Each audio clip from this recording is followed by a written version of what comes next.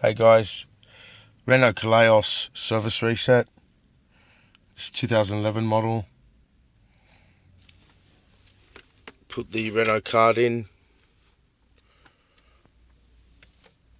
Push the ignition twice.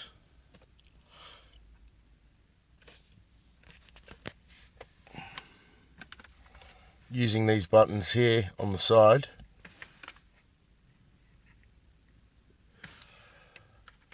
Scroll up to the service menu by pushing up and hold. I've already done this previously. Hold it and now it's done. Let go and it's done.